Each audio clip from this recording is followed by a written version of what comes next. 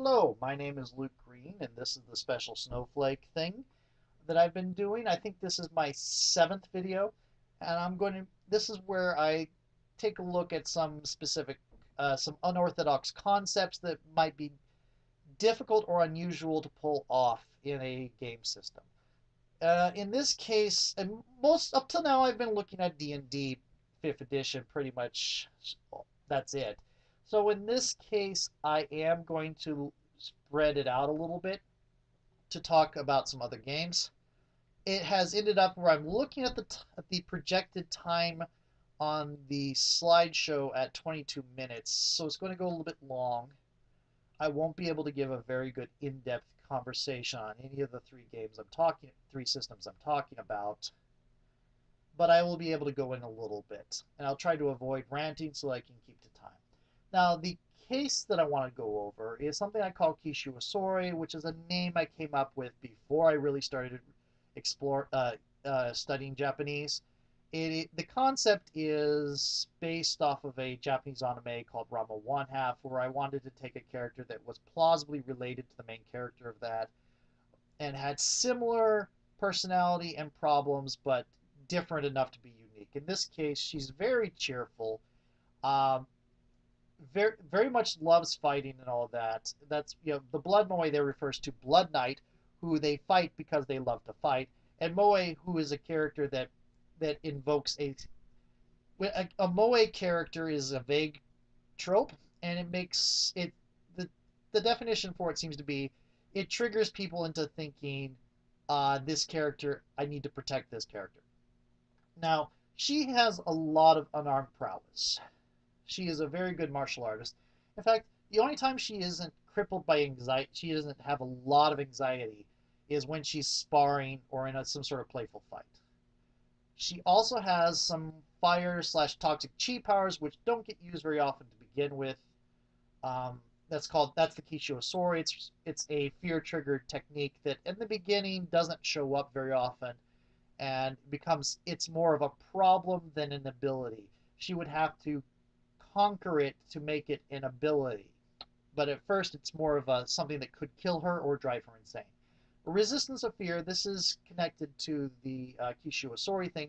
She's not so much resistant to fear in that being terrified out of her mind does not remove her capability to act. She gets narrowly focused on the thing that scares her and tries to obliterate it, but it doesn't remove her tactical ability. It kind of inhibits her strategic and broader mind sense. She goes into a berserker state, basically. And yeah, she was a fanfic. I did put her in fanfic here with Naruto. I often use fanfic to develop character ideas or story ideas, or at least I used to. I haven't written fanfic in a long time. Now, the first game is D&D Dungeons and Dragons 5th edition because I have been doing that. Now, when I set up this slideshow, I thought the choice was pretty obvious to just go straight monk, and now I'm not entirely so sure. Definitely, I think maybe straight monk, maybe a little bit of sorcerer or warlock as well. One thing about it is she's really good unarmed, but her mother wants her to use a sword, and she's not very good with the sword. And since she is terrified of the sound of steel coming out of a sheath because her mother kept threatening her with seppuku all through her childhood, she uses a wooden sword that doesn't make that sound, which in D&D would count as a club. Now, which would go against she's using a weapon she's not proficient in. But oh well. Now, the archetype, since I've already gotten past the slide that talks about archetype choice, that fit this character would be the Way of the Open Palm, because most of what she does is straight out martial arts, so there isn't a lot of flashy firepower usually in what she does until she starts getting into that berserker state. The next one would be the the uh, uh, the elements one, which is the Way of the Four Elements, and focus primarily on the fire. That doesn't really get into the toxic nature, so you could get into warlock or sorcerer or the magic initiate feat and add some necrotic or poison damage into the mix. A third option would be from the Sword Coast Adventurers thing, which would be the Way of the Long Death, which is used to represent a a monastic order that worships death itself, not a death god, but the process of death in and of itself. And they have a lot of powers that are related to defeating opponents and causing necrotic damage and things like that. Now, the problem with D&D is that D&D is largely focused on character abilities. This is not a bad thing. Rules are the rules for each system focus on the parts of a story or the parts of a character that its audience base is most interested in.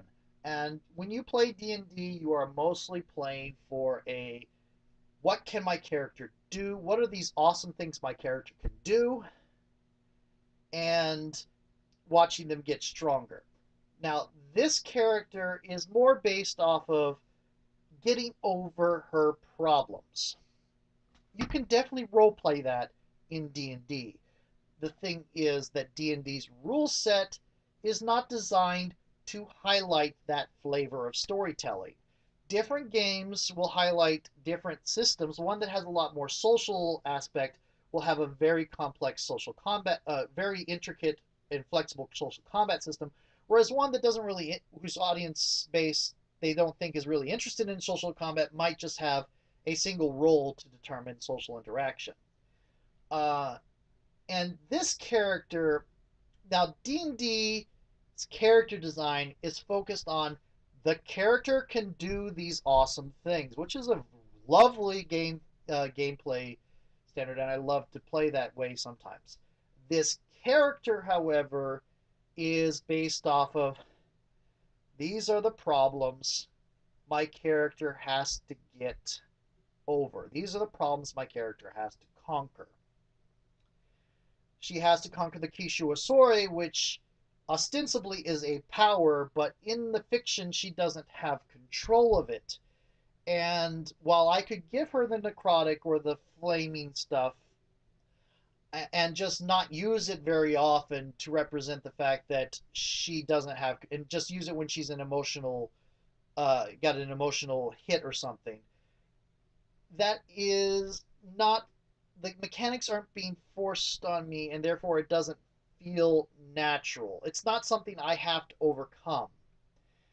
It doesn't feel like there's any accomplishment in handling that limit on her because there is no mechanical limit. It's not something I have to outmaneuver. It's not something I have to take in mind into account. It's something I have to simulate with pure role playing. Other systems, powered by the Apocalypse, its character creation is focused on a personality type or a story arc. So you have different playbooks that will say things like the gunlugger from Apocalypse World, who is the person that is really focused on being a badass fighter, or the driver who is very focused on driving a car, being the wandering nomad. In other games, you might this is Monster of the Week you're showing here. You might have the spooky, who is that psychic person who has these powers that they aren't really in good control of. Maybe they made a deal with something, or maybe they were born a psychic and just don't have any training, or their powers are killing them, or something like that. Then you have the spellslinger like Dresden, who has been trained in magic. Then you have the expert like Giles from Buffy, who knows some magic, but is mostly just about knowledge. And then you have the chosen one like Buffy and stuff like that. They're all specific story arcs. Now, the Apocalypse engine game I'm going to focus on for Ryoko is Masks, which is a game that focuses on young superheroes that are getting started. This is like high school age to college. Young Justice, Avenger Academy, Sky High, things like Teen Titans, things like that. And the story arcs in this, there are 4 playbooks that I'm going to show the art from here. One is the bull. This is probably the one that would likely start Ryoko out as. And the bulls is the concept of the bull's story is somewhere in their past, somebody changed them to make them a fighting machine. How exactly that depends, that was done depends on from the bull to bull. I've seen bulls that define their unique fighting ability off of being able to grow. I've seen bulls that define it as the Wolverine claws and healing factor. Uh, I've seen bulls that are defined it on basically being hardwired with thousands of martial arts and stuff like that. So, but what it was is somebody took them and deliberately changed them. And that fits Ryoko because her parents were abusive jerks, basically. That's the backstory with Ryoko. Then there is the next playbook, which so the next playbook is the Doomed, and I didn't get into what the main focus of the Bull's personality was, so I got a little bit carried away. The Doomed is focused on there is something coming down the pipe that is going to cause something in the Doomed's life that they can't escape as far as they know, and it will ruin their lives. Maybe their powers are killing them. Maybe there is somebody that is doomed to destroy them in combat, or maybe they are going insane and turning into a monster, or some reason there is something about their powers, or there's something about their existence that is coming to an unpleasant end. And the story of the Doomed is about defeating or or doing as much good as possible before that end comes, or maybe if you're lucky, learning how to defeat it. And that fits Ryoko to a T. The legacy is somewhat a little bit different, and this is again, this is more. The legacy is more towards how I originally designed Ryoko back when she was a freeform RPG character when I was in university 20 some years ago. Was it? Yeah, 20 some years ago.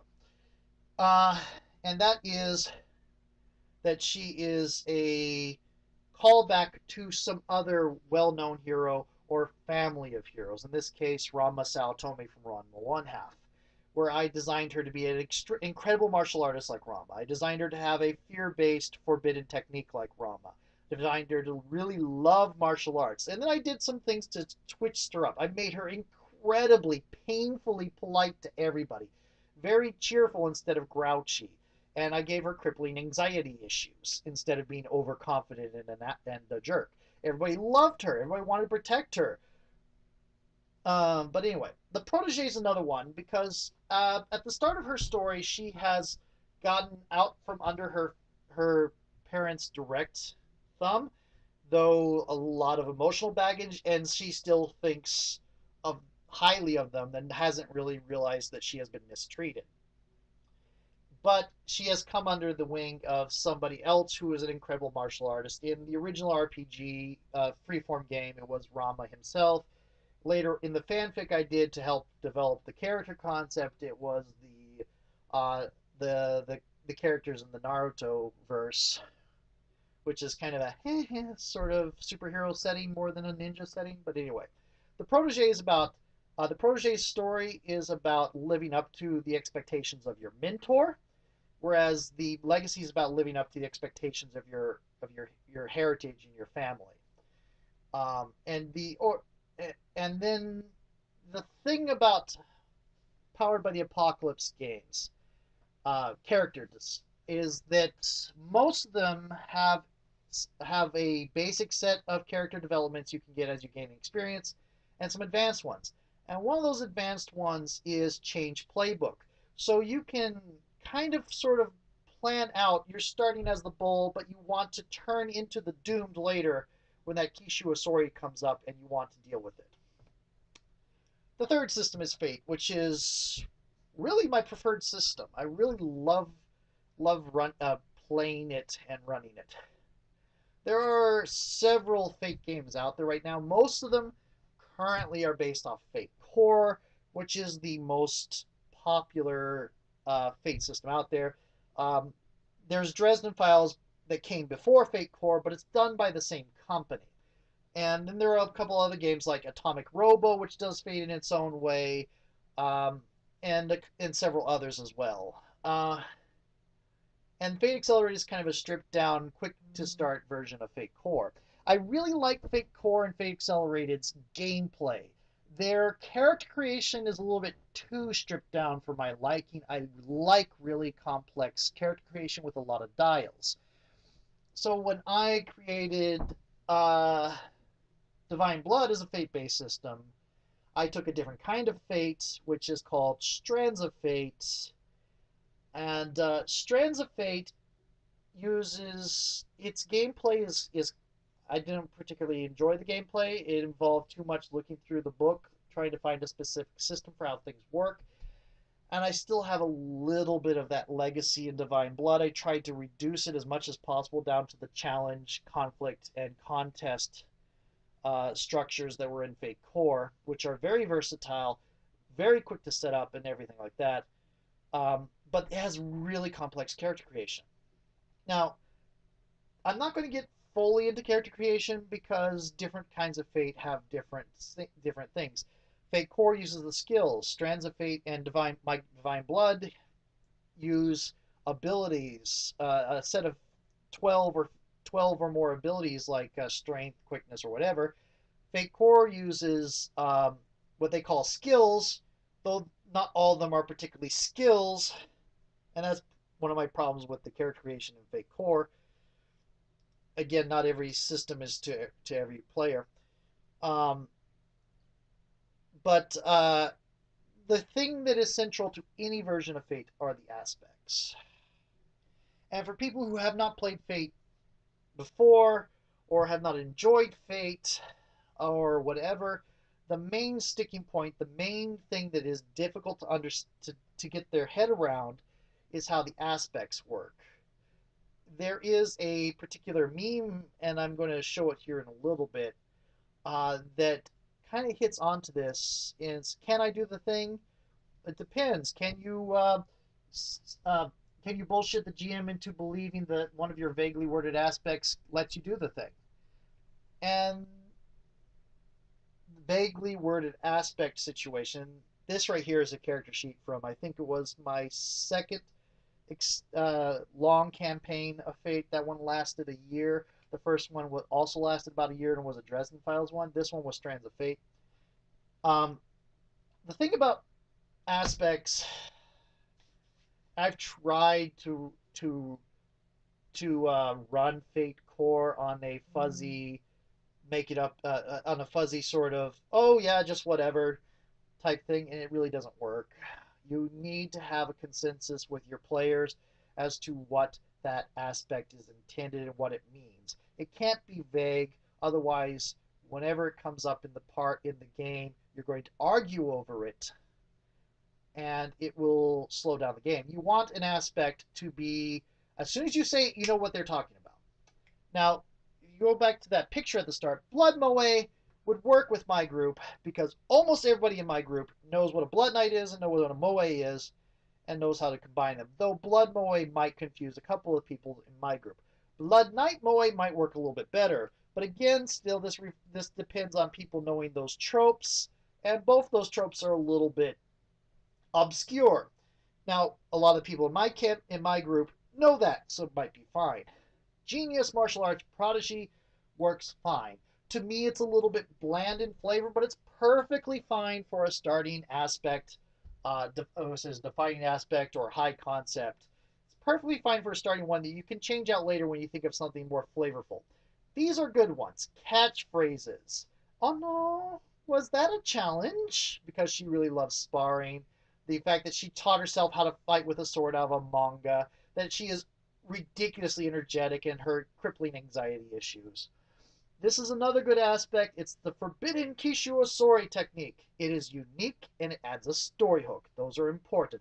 The problem with this is you definitely have to talk to a GM about it because nobody's going to know what Kishu Osore is because you made it up for this character. So you have to discuss it with that character very much so.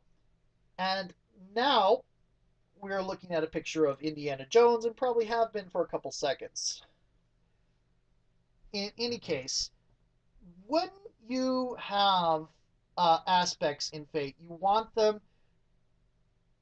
it to be possible for someone to just say them, and everybody knows what is being discussed.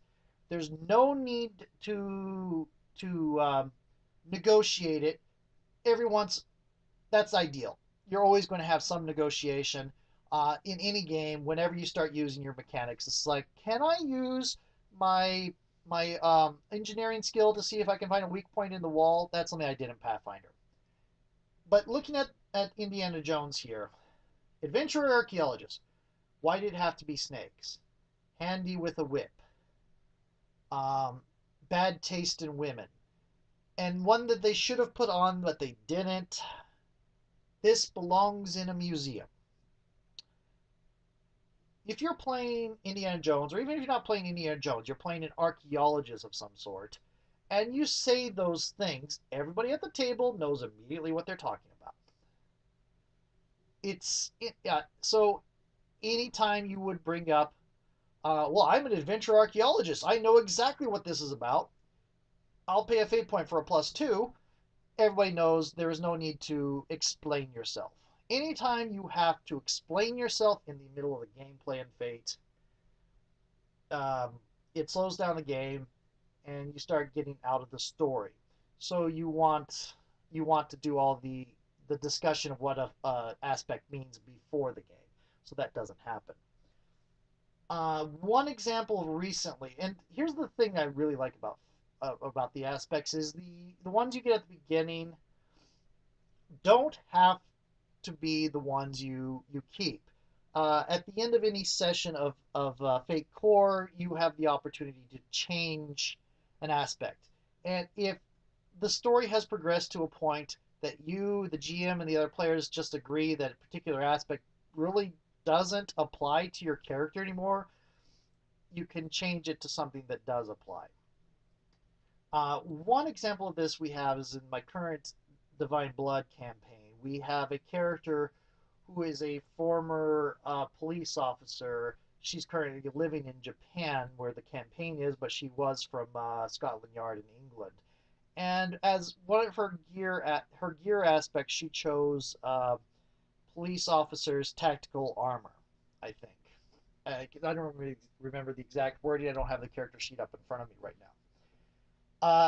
But I can tell you right now, the armor itself has not affected the story.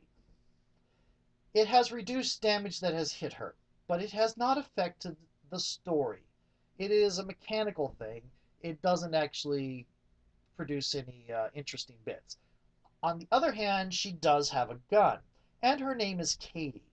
And this gun has been the center of several hilarious events in the course of the game.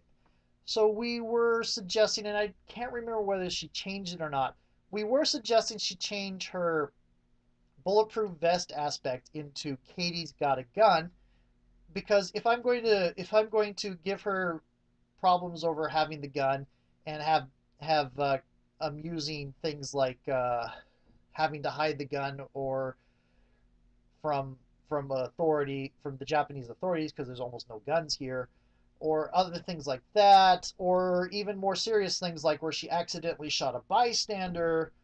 Um, those were all things that if she had like an aspect of Katie's got a gun, then she would have gotten fate point when I did them to her. And the gun has just provided so much entertainment.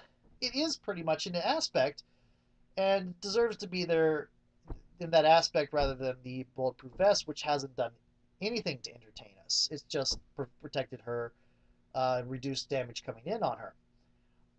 And again, I said the aspect we suggested was Katie's got a gun because her name is Katie and she has a gun and that gun causes her problems. And Katie's Got a Gun is a song that most people recognize, or many people recognize. So it's one of those instantly recognizable things. And that's the thing you want with the aspects.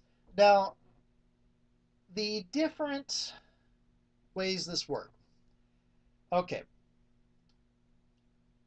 Dungeons and Dragons focuses on what your character can do. The story it's focused on is characters becoming more powerful. They start off with a small set of powers, but even at first level, even back in first edition, more of the focus was on my character can do this, uh, and getting more and more power as you proceed. So it Dungeons and Dragons does not really fit this character concept very well because this character concept is more based on the character trying to get over her anxiety issues, which are magnified by the fear-based nature of the technique she's learned. Master that technique before it kills her or makes her insane. And yeah, it makes her powerful, but when it triggers, she's going to be as much a danger to people as anything else, and that's not something that D&D reproduces anymore. It used to with the Frenzied Berserker back in 3.5, but it doesn't anymore because you don't remove agency like that. Um, let's hear anxiety issues, mastering her own abilities, which at the start of her story are a problem rather than an ability, and finally getting emotionally out from under her parents' thumb. Because even if she's no longer living with her parents or no longer is in direct power, she still defines a lot of her behavior on pleasing those people that aren't there anymore and pretty much abandoned her. And those stories could all be role play, but like I said, especially with the the power being out of control with her to start with, it's would be something I have to role play, and it doesn't feel natural when it doesn't come up as a surprise.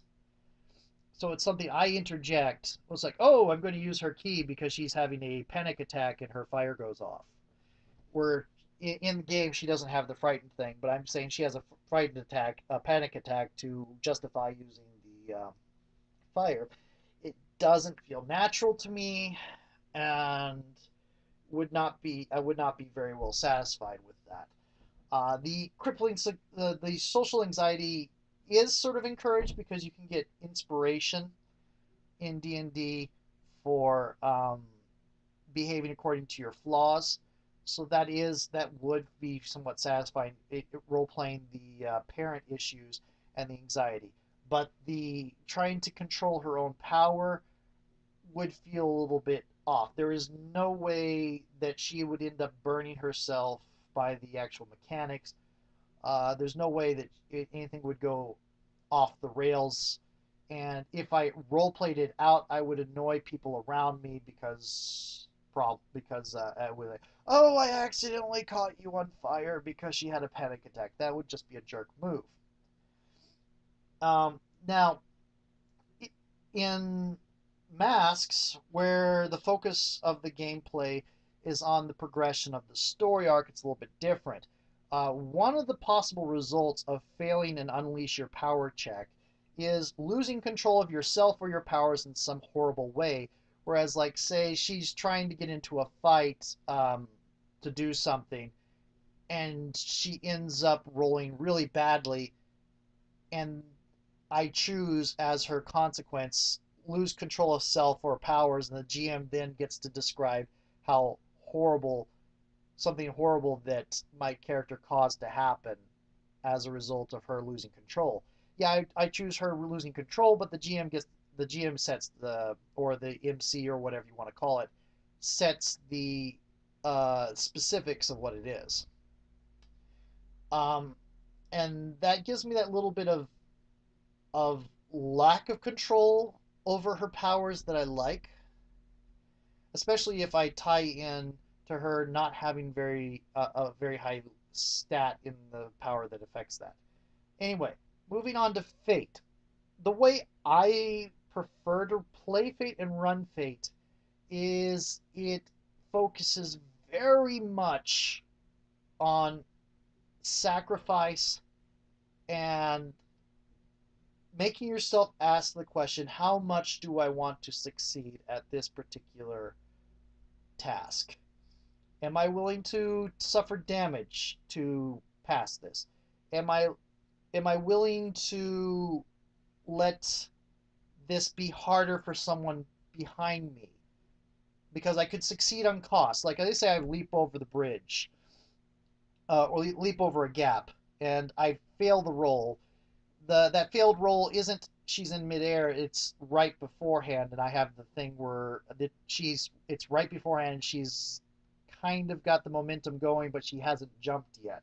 I could choose to just fail and have to make a dex agility or whatever skill set for that particular version of Fate to avoid tumbling off into the the chasm. Or I could succeed with cost, jump over the chasm, but just barely cling on, as one succeed with cost, or another succeeds with cost, get over there, but the ledge crumbles underneath me so that now the people behind me can't follow me.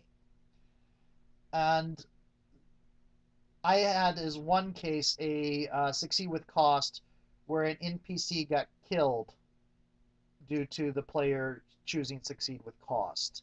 And Fate allows me to focus on that, surpassing these obstacles in your way, and much are you willing, how much are you willing to prioritize your success at this versus the potential of consequences you may not have thought of? Because all I say is, do you want to succeed with cost? And I might tell you what I'm thinking, or I might not as the GM. And I find it really puts the burden of responsibility on the player and their choices rather than on, oh, I rolled badly. Um, there are two different kinds of tension. I've talked about that before in other videos. And I've gone way over where I wanted to be, but I think I'm going to go ahead and keep this. This is 32 minutes. I probably won't do another one that has 3 games like this. I'll probably stick to doing 1 game at a time. I'm really glad I decided in the end not to add in Hero System, which is another game where a lot of the fun falls into the limitations on your character and being able to work around those limitations. So that's the thing. Dungeons and Dragons, to summarize, Dungeons and Dragons focuses on what your on the power fantasy and your character getting stronger and stronger and what they can do. Powered by the Apocalypse focuses on your character's story arc and the progression of your character's personality and story development, and the experience point expenditures, the abilities you can add on to via gaining experience, feed into a specific story arc. Whereas Fate, for the way I play it and the way I run it, mostly focuses on a character development again, very personal character development, similar to Powered by the Apocalypse, but also a lot of the gameplay with the success with cost, the spending fate points, the taking stress, all that, all the resource management that goes into Fate games is very much stressing that responsibility of choosing, the responsibility of you choosing where your priorities lie, and you having to live with the consequences of, I chose to get myself out of this room, so now I have to live with the fact that my friend was crushed in the security door, crushed to death in the security door. Or I panicked and now I accidentally shot a bystander and may have ruined their chances for an athletic career. Or I won the school district marathon for my school, but in doing so I broke my leg and may have ruined my athletic career for the rest of my life. Things like that. And I'm hitting some very serious ones. You could all do more some comedic things. I got a date with the person I wanted to get a date with, but now everybody else in the school thinks I'm crazy. Things more, you can do more comedic things like that. So, and I didn't do a very good job summarizing. Let me try again. D&D is power fantasy, very fun power fantasy, focuses on your character's abilities. Powered by the Apocalypse focuses on your character's story arc, and as does Fate. Fate also focuses on story arc. All those aspects define a story arc, and it also gives a heavy burden of. It also really highlights the burden of responsibility and the necessity of choosing your character's priorities and what they consider more important than something else. Okay. And in this particular character, where most of her story falls into trying to surmount her problems, whereas at the start of her story, she isn't even consciously trying to surmount some of those problems, and you as the player have to be um, leading her in ways to where she starts thinking of that. Um, since her story arc is surmounting her problems rather than getting more and more powerful, she actually fits Powered by the Apocalypse and Fate better. And Hero System, but I'm not going to get into that. That would be very complex. Thank you, and I'm sorry this was very long. Talk to you later.